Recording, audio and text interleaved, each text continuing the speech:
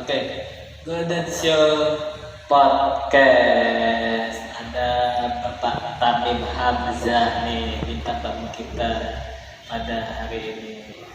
Apa kabar Pak? Alhamdulillah. Buka aja masker. Nah, Bapak Tamim Hamzah ini adalah sebagai guru bahasa Arab di SMA Muhammadiyah 5 Jakarta, betul ya Pak ya? Iya, Betul. Ya. SMA Muhammadiyah 5 Jakarta dan juga guru bahasa Arab di SMK Muhammadiyah 1 Jakarta.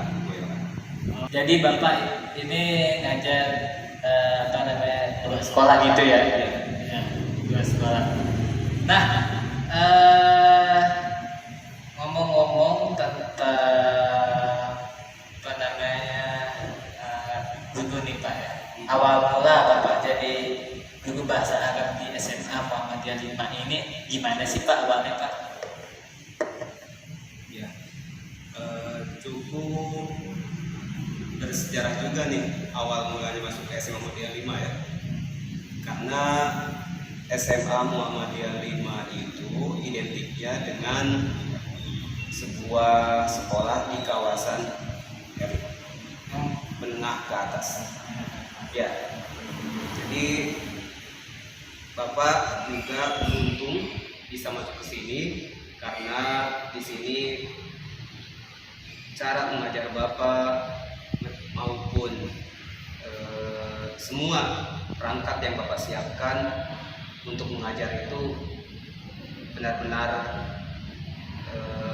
ada inovasi, perkembangan dan kemajuan dari segi perangkat dan yang harus disiapkan. Dan alhamdulillah bisa masuk sini. Ketika itu ada sebuah tawaran lowongan dari teman Bapak juga yang sebelumnya udah di sini, yaitu guru BK. Siapa? Pak Tris. Pak Tris. Pak Sutrisno. Pak Tris. Kemudian pada saat itu memberitahukan, menginformasikan ke Bapak ada lowongan nih guru bahasa Arab. Alhamdulillah, karena pada saat itu Bapak juga sedang mencari tempat atau sekolah SMA yang bisa melanjutkan program sertifikasi Bapak sebagai guru bahasa Arab. Ya, karena Bapak sudah mempunyai sertifikat bahasa Arab pada saat itu di SMK bahasa Arab, sertifikatnya pada saat itu sudah tidak berlaku lagi, dan alhamdulillah bisa masuk ke sini pada tahun 2018. Masuk baru ya, 2 tahun yang lalu gitu ya. Ya, Rashad pada saat itu kelas 10. Kelas 10 pas baru masuk, Ya. Bapak juga masuk juga sih. Ya. Nah itu Bapak iya. awal mula masuk ke sini dengan bantuan Pak Tris, kemudian interview, wawancara bersama kepala sekolah, langsung Pak Muhammad Ridwan SPDI, dan pada saat itu Bapak diterima. Alhamdulillah. Diterima, dan setelah itu Bapak ya bersyukur sajalah bisa mengembangkan semua dari segi metode cara mengajar Bapak di sini. Ada suatu pengalaman pelajaran yang sangat berharga. Ya.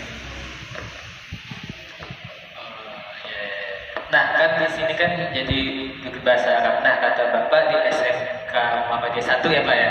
Itu ngajar bahasa Arab juga. Pertama. Oh iya. Nah sebagai guru bahasa Arab nih ya, hobi Bapak apa nih dan kenapa suka hobi itu? Hobi Bapak sebenarnya olahraga. Apa tuh? Olahraganya banyak, badminton, berenang, meskipun bergayanya nggak profesional ya, berenang nggak kayak apa. Gaya batu. Nah itu hobi Bapak, olahraga, tapi olahraganya juga saat ini lebih banyak di rumah. Iya, Karena ternyata memang olahraga yang bagus itu dengan kondisi Jakarta dan Bapak tinggal di Bekasi ini polusi yang begitu banyak, ya lebih baik di rumah. Dan yang kedua adalah belajar membaca Jika benar-benar dari nol, ya ikro. Ikro terlebih dahulu, karena bahasa Arab kan bahasa Al-Quran. Jika ingin belajar bahasa Arab dan ingin bisa baca Al-Quran, belajar dulu ikro dari huruf hijaiyah, alif, ba, ta, jim, dan seterusnya. Baru harokat a, i, u. Dan itu pun dalam bahasa Arab harus sesuai. Ketika fathah, a dilebarkan. Mulutnya itu harus sesuai. A. Ketika i kasrah ditarik ke bawah bibir. I. Ketika dhamma, u harus monyong. Tidak bisa a'udzu. Nah, seharusnya seperti itu, tidak bisa a'udzu jadi malu-malu, jangan, harus mengikuti mulutnya, itu harus mengikuti harokat bahasa Arab. A'udzu billahi minasyaitonir rajim. Jadi jangan sampai mulut kita stagnan, diam, statis ya. Jadi benar-benar harus bergerak. Itu yang pertama apa tadi? Niat dulu. Niat dan tekadkan pasti bisa. Yang kedua belajar iqra. Ya. Yang ketiga itu bergaul dengan orang-orang Arab. Bergaul dengan orang-orang Arab, insya Allah bisa. Bukan hanya bisa baca, tapi kalam pun, berbicara pun, wah oke. Assalamualaikum, waalaikumsalam. Kan setiap hari kalau bergaul dengan orang Arab, dengarnya bahasa Arab. Iya. Coba orang yang lahir di Arab jago kan? Iya, langsung. Karena bergaul di lingkungan Arab. Nah, sama dengan kita belajar bahasa Inggris. Iya. Ada lingkungan kampung Inggris. Oh iya. Nah, itu kampung Inggris, keren ya. Kenapa sih kita gengsi bisa bahasa Arab? Kita justru harus bangga, ya. Jangan bahasa Inggris doang yang bangga. Bisa bahasa Inggris, how are you, fine, thank you. Tapi bahasa Arab tuh nggak bangga. Kita bisa assalamualaikum aja udah syukur. Kita praktekkan, sebarkan salam. Ya. Nah, itu pentingnya belajar bahasa Arab. Cukup? Ya. Kan nih di lingkungannya kurang memadai gitu. Misalkan di lingkungannya kata-kata orang bukan ngomong bahasa Arab, itu gimana tuh Pak? Ya, jadi itulah kendalanya. Ya. Kendalanya kalau kita ingin jago bercakap, berbincang, berkomunikasi dengan bahasa Arab, tetapi di lingkungan tidak mendukung. Kalau misalkan keluarga juga mendukung, ayah, ibu, yuk kita belajar bahasa Arab yuk, ayo. Sedikit-sedikit sabahul khair, ya, sabahul nur, sedikit-sedikit itu akan cepat, ya. Sama seperti Bapak belum pernah ke Arab kan? Iya. Tapi Bapak pernah belajar bahasa Arab di lingkungan yang komunikasinya wajib berbahasa Arab. Itu pernah setahun di Libya. Gurunya bahasa orang Arab, Sudan, Mesir, Maroko. Ya. Jadi itulah pengaruh lingkungan besar. Selain niat, terus belajar membaca, juga lingkungan pun berpengaruh besar. Berarti yang paling terpenting itu lingkungan ya Pak ya. Kenapa nih Pak lebih memilih menjadi guru bahasa Arab Pak dibanding guru bahasa lain, bisa bahasa Indonesia, bahasa Inggris atau guru lain lah di mata pelajaran lain? Kenapa Bapak lebih memilih untuk menjadi guru bahasa Arab itu Pak? Masya Allah, luar biasa nih pertanyaannya. Jadi bahasa Arab itu maaf banget ya. Bapak menganggap bahasa Arab itu kecil, menganggap bahasa Arab itu dulunya nggak terlalu penting, ya. Karena Bapak sekolah lingkungan yang notabene banyak bahasa Arabnya, udah bosan lah banyak bahasa Arabnya. Tinggal sekolah ibtidaiyah selama 6 tahun, kemudian pesantren 7 tahun, semua belajar bahasa Arab. Jadi Bapak anggap lulus SMA masa iya sih saya harus ngambil bahasa Arab lagi, udah yang lain aja. Jadi Bapak akhirnya mengambil S1 melalui tes dulu UMPTN ya, SNPTN itu kan UMPTN dulu. Jadi mengikuti tes UMPTN, ingin mengambil bahasa Inggris, sok banget. Lulusan pesantren ingin mengambil bahasa Inggris, terus ngambilnya keren lagi di UI, UI sama di UNJ. Sombong banget. Ya, sombong amat. Tetap. Nah, itulah qadarullah ya, semuanya takdir Allah. Karena Bapak terlalu menyepelekan bahasa Arab, di tes akhirnya SNMPTN bahasa Inggris tidak lolos, baik UI atau UNJ, karena Bapak kan backgroundnya pesantren, dengan notabene banyak pelajaran-pelajaran agama. Sementara Bapak pelajaran umumnya tidak banyak, belum kompeten di berbagai pelajaran-pelajaran umum, pengen ngambil bahasa Inggris kan bertolak belakang. Kalau Rasad kan ikut kursus-kursus juga kan ya, di bimbingan belajar gimana gitu. Ada tambahannya. Tapi kan Bapak di pesantren nggak ada. Jadi sombong. Jadi pertamanya itu sombong, ingin ngambil bahasa Inggris. Tapi ternyata setahun kemudian setelah kita cari-cari nggak dapat, ke Libya, akhirnya ke Libya juga nggak dapat, yang masuk tes di Utsman bin Affan, Mahad Utsman bin Affan di Cipayung. Ya udah, akhirnya bahasa Arab lagi dari pesantren bahasa Arab. Akhirnya ya udahlah, harus rela ikhlas kembali belajar bahasa Arab di Utsman bin Affan Cipayung, Bambu Apus, Jakarta Timur ya, dekat Taman Mini. Dekat Taman Mini. Ya. Di situ Bapak mengambil pelajaran ilmu selama setahun setengah, karena langsung diterima di level 3, level 2 pada saat itu. Di level 2 langsung setahun setengah di sana, dan setelah itu ingin melanjutkan S1-nya karena di situ D3, melanjutkan S1 di Universitas Islam Jakarta, pendidikan bahasa Arab yang tempatnya di Hutan Kayu, UIJ ya. Nah, setelah itu alhamdulillah setelah lulus dari UIJ mengambil S1 bahasa Arab, S1 nih ya, Bapak nggak langsung ngajar bahasa Arab.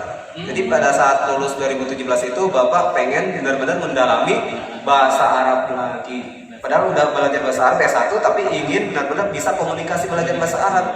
Yaitu Bapak akhirnya masuk di Libya, lembaga ilmu pengetahuan ilmu agama Islam di Buncit ya, Warung Buncit Raya, dekat Pejaten ya, Pejaten Philips, Jakarta Selatan.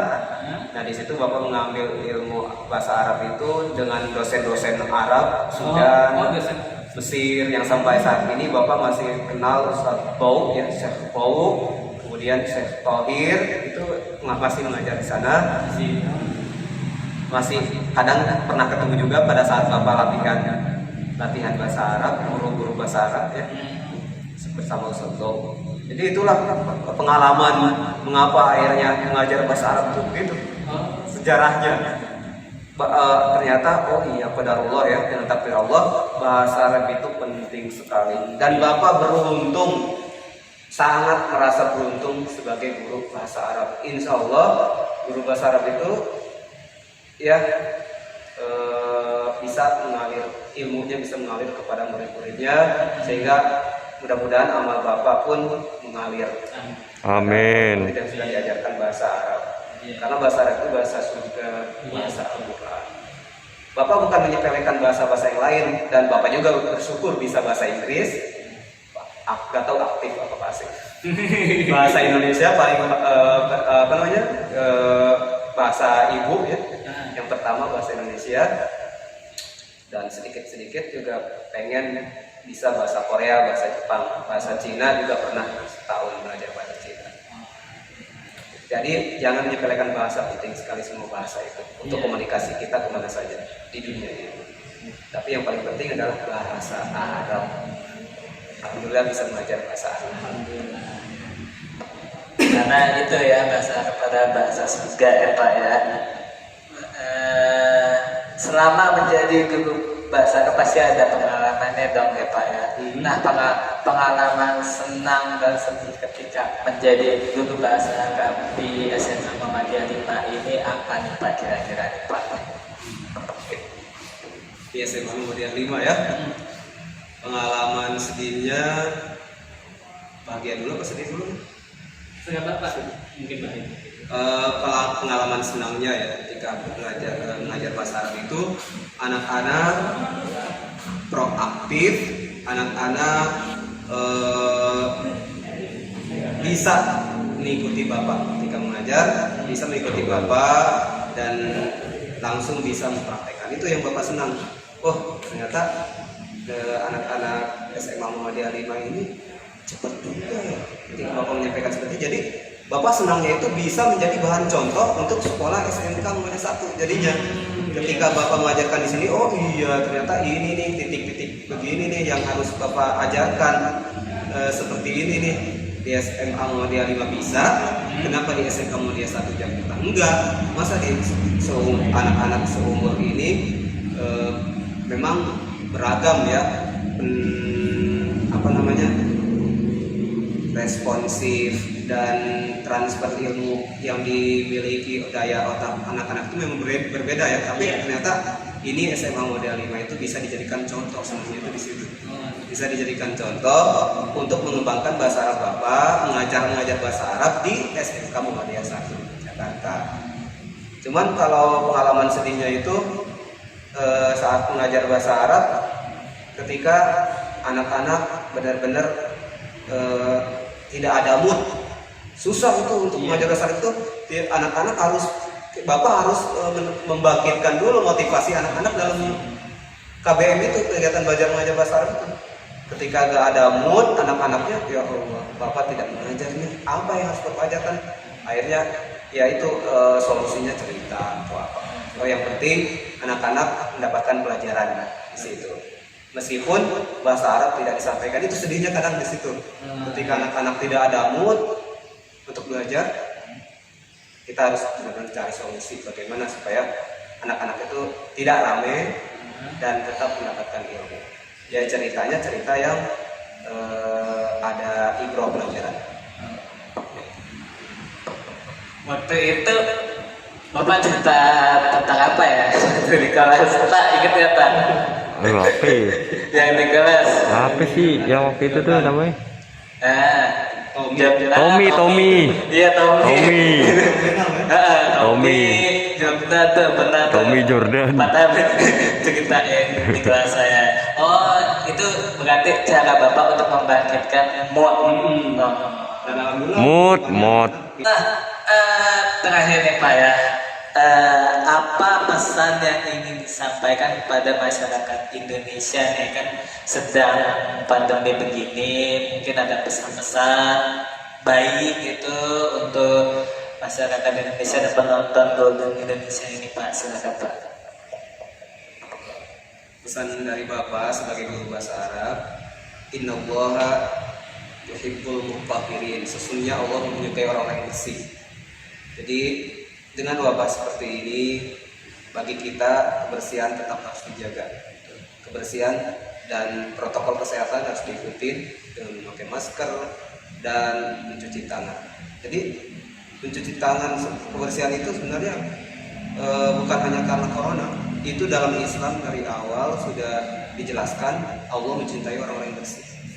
Dan Kitabut Thaharati, bab tentang kebersihan itu ada dalam kitab hadis juga, Bulughul Maram. Itu berada di bab pertama, diutamakan. Bab pertama di kitab Bulughul Maram. Judulnya bukunya, kitabnya Bulughul Maram, itu babnya Kitabut Thaharati, bab tentang kebersihan. Nah itu pesan Bapak, menjaga kebersihan, lalu belajar seluruh bahasa jika mampu, dan jangan abaikan untuk selalu belajar bahasa Arab bagi kaum muslimin. Karena apa? Karena setiap bangsa itu sekarang sedang mengejar, termotivasi untuk bisa bahasa Arab. Ya, seperti orang Cina itu termotivasi banget bisa bahasa Arab untuk apa? Mereka untuk menjalankan, melancarkan, mengembangkan bisnisnya ke Arab, kemana-mana yang, karena Arab itu adalah negara kaya, sehingga minyak banyak masuk ke situ, ya, dan mereka belajar bahasa Arab. Jangan sampai itu orang Cina pada jago-jago bisa lebih dari kita, ya. Kita jangan kalah, warga masyarakat Indonesia, khususnya orang Islam. Mari belajar bahasa Arab.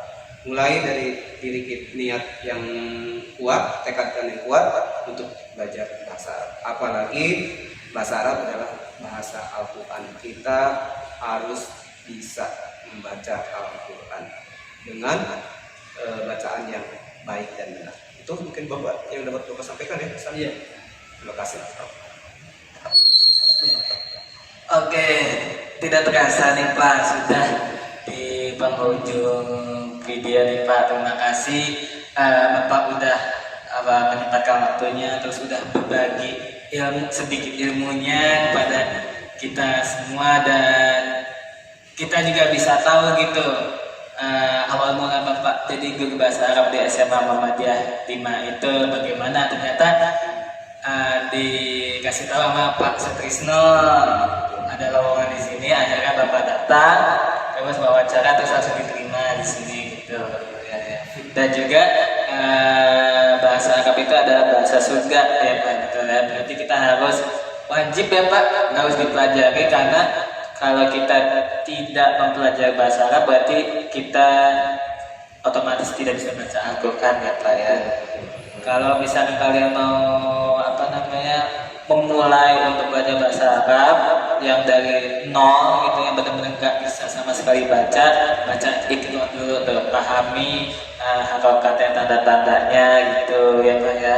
Insya Allah kalau udah lancar kalian bisa membaca Al-Quran dengan tulisan sambung, dan lingkungan juga berpengaruh kepada kita supaya kita bisa berkomunikasi bahasa Arab juga ya Pak ya.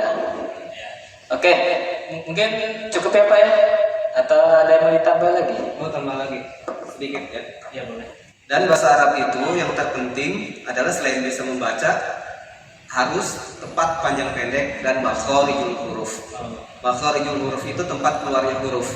Jadi ketika kita mengucapkan assalamualaikum harus benar-benar tepat makharijul hurufnya, tempat keluar hurufnya. Karena bisa kalau kita berubah makharijul huruf, tempat keluarnya huruf itu satu kata, satu huruf saja itu akan merubah arti. Fatal sekali. Ya, itu. Oke, terima kasih atas tambahannya, dan cukup sekian Indonesia Podcast pada hari ini. Mudah-mudahan bisa bermanfaat untuk kalian semua, dan sampai jumpa di video Indonesia Podcast selanjutnya. Assalamualaikum Warahmatullahi wabarakatuh.